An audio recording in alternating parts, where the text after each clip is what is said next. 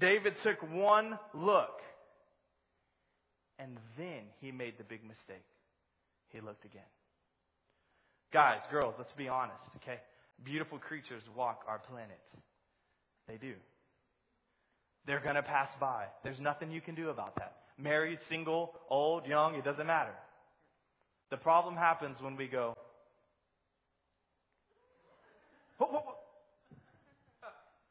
when we look again, we find ourselves getting in trouble. Why? Because when we linger, our imagination starts to run and we find destruction. Scripture doesn't tell us to fight temptation. It says that we flee. We flee it. It means we don't try to battle it. We don't try to stand strong and firm in the moment. No, it says we run like there's a fire and you hit the door because we're not ready for it. We're not ready to fight it. David inquired about her and he pursued her. Here's what happened.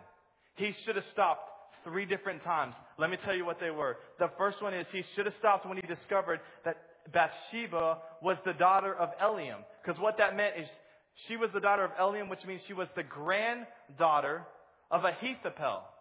And Ahithophel was King David's favorite counselor as king. In other terms, a good friend that he worked with. He should have stopped. He should have fled when he discovered that she was married to Uriah, who was fighting on his front line while he was back home sleeping. And number 3, he should have fallen on his face and begged God for mercy when he remembered that God's commandments were to not be an adulterer. 3 different warnings. 3 different times he should have fled. But what did he do? He lingered. Guys, can I tell you something? Girls, can I tell you something? When we start to feed our desires, it only gets bigger. And it doesn't matter. Let's be honest. Let's look at the world we live in. It could turn out that it could be your sister. And our desire becomes so strong that we can't say no. That is the world we live in. When we feed ourselves this junk, we find ourselves in destruction. We find ourselves in destruction. Guys, ladies, hold on. I promise I'm going to get to you. Guys first. If you think that constant porn craving is going to disappear, it's not. You think you're going to get married and she's going to remove all that desire you have for the computer? It's going to be fixed? It's not. It's going to get worse. And you know what's going to be worse about it? Is you're going to cheat your wife before she ever had a chance. Because no matter how good she looks naked, if I could just be honest with you, you will never forget the images that you saw on that computer. And they will begin to burn into your mind, and your wife will be doing her best to be the woman of God that you asked her to be. But the truth is you will be so distracted by the images that you've seen throughout the years that you can't stop. When we feed it, it will grow. Girls, I do want to throw this tidbit in there. 1 in 3 visits to adult sites are by women. So don't you think you're out of this. You're not. But then we'll say this, guys and girls together, be bold here. I don't look at porn. Woo! I'm good, right? Let me ask you this.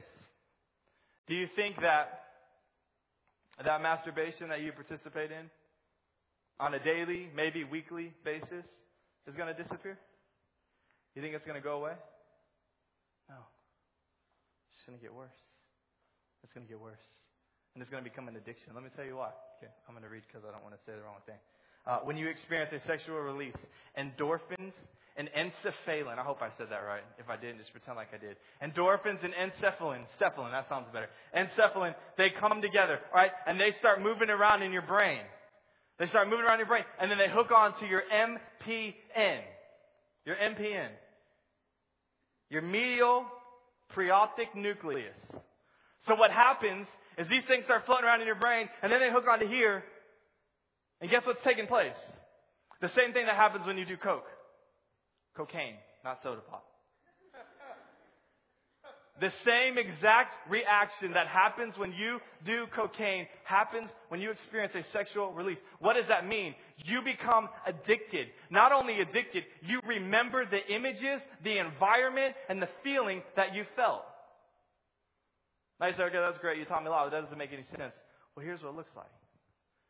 Your mind is able to create some pretty sick fantasies.